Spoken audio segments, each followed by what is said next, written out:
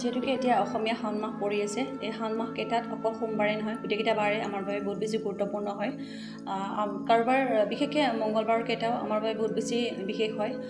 মংগলবাৰ কেইটাত আমি হনুমানজীৰ সংকল্প ল'ব পাৰোঁ, মা পাৰ্বতী মাক ওচৰত প্ৰাৰ্থনা কৰিব পাৰোঁ। লগতে যিমানকেইটা দেৱী শক্তি আছে, যোনে যিগৰাকীক মানে সেই শক্তিক দেৱী মাক প্ৰাৰ্থনা কৰিব পাৰে।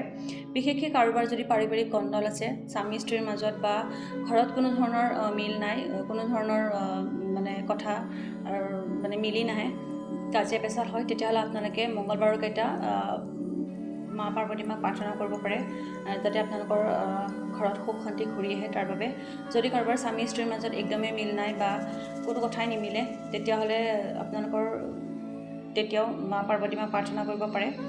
লগতে চলা চিংগাৰৰ যিকোনো এবিধ সেন্দুৰ হওক, ফুট হওক, মেহেন্দি হওক, আপোনাৰ সাধ্য অনুসৰি যিখিনি পাৰে সেইখিনি মা পাৰ্বতী মাক অৰ্পণ কৰিব পাৰে।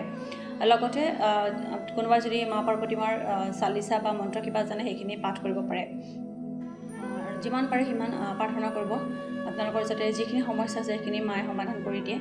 লগতে এইকেইটাত মংগলবাৰৰ কেইটা আপোনালোকে হনুমানজীৰ বাবেও হনুমানজীক প্ৰাৰ্থনা কৰিব পাৰে। আপোনালোকৰ যদি কিবা বিশেষ উইচ আছে এই মংগলবাৰ কেইটাৰ ভিতৰত, আপোনালোকে সংকল্প ল'ব পাৰে। চাই ল'ব, প্ৰথমতে কেলেণ্ডাৰত মিলাই ল'ব যে কেইটা মংগলবাৰ আছে, সেইকেইটা সংকল্প ল'ব পাৰে হনুমানজীৰ ওচৰত। আৰু আপোনালোকৰ যিটো সমস্যা আছে যে সেইটো সমস্যাৰ সমাধান হয় তাৰ বাবে প্ৰাৰ্থনা কৰিব পাৰে।